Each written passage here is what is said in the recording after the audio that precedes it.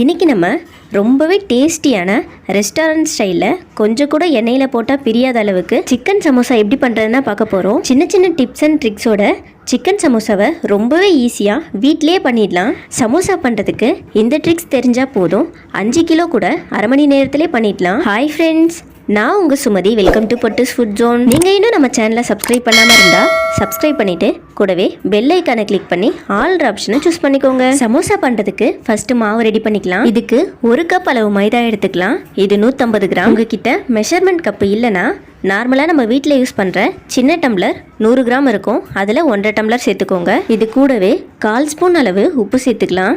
இது கூடவே 1/2 ஸ்பூன் அளவு நெய் இல்லைனா வீட்டில் நார்மலாக சமைக்க யூஸ் பண்ணுற எண்ணெய் கூட சேர்த்துக்கலாம். இது எல்லாத்தையும் நல்லா மிக்ஸ் பண்ணிவிட்டு கொஞ்சம் கொஞ்சமாக தண்ணி சேர்த்து சப்பாத்தி மாவை விட கொஞ்சம் லூஸாக பிசைஞ்சுக்கோங்க.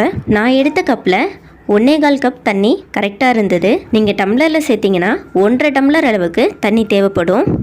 மாவு நல்லா சாஃப்டாக வர்றதுக்கு 2லேருந்து 3 நிமிஷம் கைவிடாமல் பிசைஞ்சு எடுத்துக்கோங்க. மாவு நல்லா ஊறி வரணும். அரை மணி நேரம் க்ளோஸ் பண்ணி வச்சிடலாம். மாவு ஊறி வர்றதுக்குள்ளே நம்ம ஸ்டஃபிங் ரெடி பண்ணிடலாம். நம்ம இன்றைக்கி சிக்கன் சமோசா தான் செய்ய போகிறோம். அதுக்கு 100 கிராம் அளவு போன்லெஸ் சிக்கனாக எடுத்துக்கலாம். ஒரு பேனில் 1/2 டம்ளர் அளவுக்கு தண்ணி சேர்த்துக்கலாம். இந்த அளவுக்கு சின்ன டம்ளரில் 1/2 டம்ளர் சேர்த்துக்கலாம். தண்ணி கொதிக்க ஆரம்பித்ததும் நம்ம சிக்கனை இது உள்ளே சேர்த்துடலாம். சிக்கனை மூடி போட்டு 3லேருந்து 4 நிமிஷம் மீடியம் ஃப்ளேமில் வேக வச்சு எடுத்துக்கோங்க. சிக்கனே தண்ணி விடும், அதனால தான் நம்ம 1/2 டம்ளர் அளவு தண்ணி சேர்த்தோம். நம்ம சேர்த்த தண்ணி எல்லாம் சுண்டு வெந்து வரணும். பாருங்கள், 4 நிமிஷத்துலேயே தண்ணி நல்லா சுண்டு சிக்கன் நல்லா வெந்து வந்திருக்கு. நம்ம வேக வச்ச சிக்கனை கையால் இது மாதிரி உதிர்த்து விட்டுக்கலாம். சிக்கன் நம்ம வேக வைக்கும்போது உப்பு எதுவும் சேர்க்கல, அப்படியே தான் வேக வச்சுருக்கோம். இதே போல் எல்லா சிக்கன் பீசஸையும் உதிர்த்தி எடுத்துக்கலாம். நம்ம சிக்கன் ரெடி ஆயிடுச்சு. இப்போ ஒரு பேனில் 2 ஸ்பூன் அளவு எண்ணெய் சேர்த்துட்டு கூடவே நீளமாக கட் பண்ண ஒரு பெரிய வெங்காயத்தை சேர்த்துடலாம்.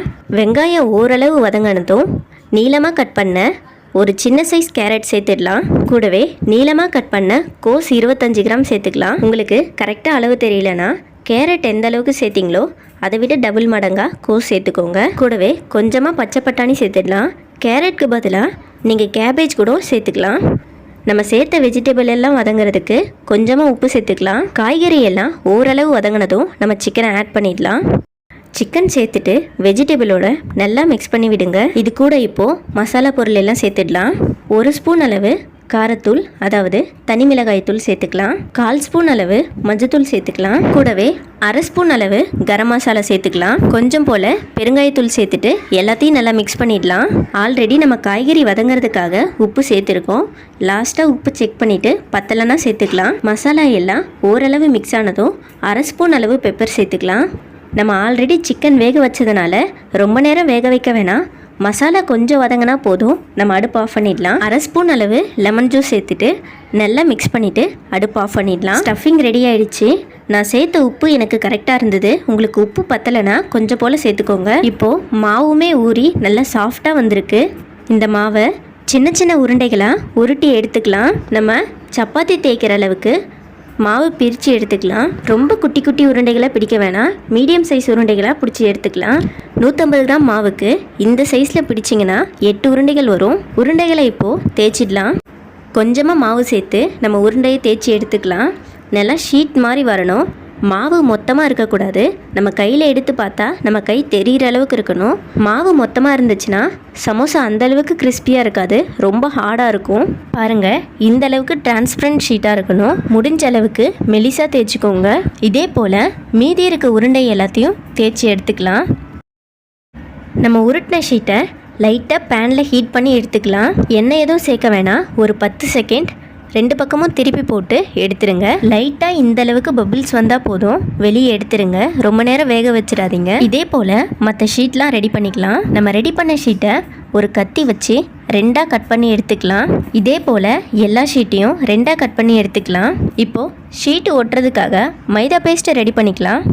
ஒரு பவுலில் 2 ஸ்பூன் அளவுக்கு மைதா சேர்த்துட்டு கொஞ்சமாக தண்ணி சேர்த்து நல்லா திக்கான பேஸ்ட்டாக கரைச்சி எடுத்துக்கலாம். இப்போ நம்ம கட் பண்ண ஷீட்டில் ஒன்று எடுத்துக்கலாம். நம்ம எந்த சைடில் கட் பண்ணமோ அதே சைடில் முக்கோணமாக மடிச்சிக்கலாம். எக்ஸ்ட்ரா இருக்க ஒரு சைடு ஃபுல்லாக மைதா பேஸ்ட்டை அப்ளை பண்ணிடலாம். நம்ம மடித்த முக்கோணத்து மேலே பேஸ்ட் அப்ளை பண்ண ஷீட்டை ஒட்டிடலாம். நம்ம ஷீட்டை ஒட்டினதுக்கப்புறம் ஒரு கோன் மாதிரி கிடச்சிருக்கு. மைதா பேஸ்ட் திக்காக இருந்தால் தான் சட்டுன்னு ஒட்டும். ரெடி பண்ண கோனில் ஸ்டஃபிங்கை வச்சிடலாம். நம்ம ரெடி பண்ண கோனில் பாதி அளவு மட்டும் ஸ்டஃபிங் வச்சுக்கோங்க. இப்போது மேலே இருக்க ஓரங்கள்லேயும் மைதா பேஸ்ட் அப்ளை பண்ணிடலாம். பேஸ்ட் அப்ளை பண்ணிவிட்டு 2 ஓரங்களையும் ஒட்டி விட்டுடலாம். சமோசாவை எண்ணெயில் சேர்த்து பொரிக்கும் போது பிரியாமல் இருக்கிறதுக்காக சைடு ஓரங்களை மடக்கி விட்டுடலாம். கொஞ்சமாக மைதா பேஸ்ட் அப்ளை பண்ணி ஓரங்களை மடக்கி ஒட்டிடுங்க. சமோசாவை மடக்கி ஒட்டிட்டு ஒரு 2 செகண்ட் ப்ரெஸ் பண்ணால் போதும், சமோசா நல்லா செட் ஆகி வந்துடும். அவ்வளோதான். இதே போல் மீதி இருக்க எல்லா ஷீட்லேயும் நம்ம சமோசாவை ரெடி பண்ணிடலாம். நம்ம ஒட்டின ஓரங்கள்லாம் நல்லா செட் ஆகியிருக்கு. நம்ம ரெடி பண்ண சமோசா எல்லாத்தையும் எண்ணெயில் சேர்த்து பொரிச்சு எடுத்துடலாம். சமோசா பொரிக்கிறதுக்கு தேவையான அளவு எண்ணெய் சேர்த்துக்கலாம். கொஞ்சமாக மாவு இது போல் சேர்த்து பாருங்கள், பொரிஞ்சு மேலே எழும்பி வரணும். இந்த ஸ்டேஜில் நம்ம சமோசா எல்லாத்தையும் ஒன்று ஒன்றா சேர்த்துடலாம். ஸ்டவ்வை மிதமான தீயிலே வச்சுக்கோங்க. ஹை ஃப்ளேமில் வைக்கும்போது டக்குன்னு கலர் மாறிடும், சமோசா வேகாமலே இருக்கும். ஒரு சைட் சமோசா வெந்ததும் இன்னொரு சைட் திருப்பி போட்டு வேக வச்சுக்கலாம். 2லேருந்து 3 நிமிஷத்துலேயே நம்ம சமோசா நல்லா வெந்து வந்துடும். மீடியம் ஃப்ளேம்லேயே வச்சு பொரிச்சதுனால நம்ம சமோசா எல்லாம் ஈவனாக வெந்து வந்திருக்கு. 2 சைடும் கோல்டன் ப்ரௌன் கலர் வந்ததும் எண்ணெயை ஃபில்டர் பண்ணிவிட்டு சமோசாவை வெளியே எடுத்துடலாம். இதே போல் அடுத்த பேட்ச் சமோசாவை சேர்த்து பொரிச்சு எடுத்துடலாம். எண்ணெயே குடிக்காமல் நம்ம சமோசா சூப்பராக ரெடியாகிருக்கு. ஈவினிங் டைமில் டீயோட இந்த சிக்கன் சமோசா சாப்பிட்றதுக்கு அடி தூளாக இருக்கும். நான் சொன்ன இதே ட்ரிக்ஸை ஃபாலோ பண்ணிங்கன்னா ஆயிலில் போடும்போது சமோசா எதுவும் பிரிஞ்சு வராது. இந்த சிக்கன் சமோசாவை பார்க்கும்போதே டெம்டிங்காக இருக்குது. நல்லா கிறிஸ்பியாக சிக்கன் சமோசா சூப்பராக வந்திருக்கு. நான் சொன்ன அளவுகளோட நீங்களும் செஞ்சு பார்த்துட்டு எப்படி வந்திருக்குன்னு கமெண்ட் செக்ஷனில் கமெண்ட் பண்ணுங்கள். வீடியோ பிடிச்சிருந்தா மறக்காமல் உங்கள் ஃப்ரெண்ட்ஸ் அண்ட் ஃபேமிலிக்கு ஷேர் பண்ணிவிடுங்க. ரெஸ்டாரண்ட்டில் கிடைக்கிறத விட டேஸ்ட் ரொம்பவே சூப்பராக இருக்குது. மறக்காமல் நீங்களும் செஞ்சு பாருங்கள். வீடியோ பிடிச்சிருந்தா லைக் பண்ணிவிட்டு சேனலை சப்ஸ்கிரைப் பண்ணிவிடுங்க.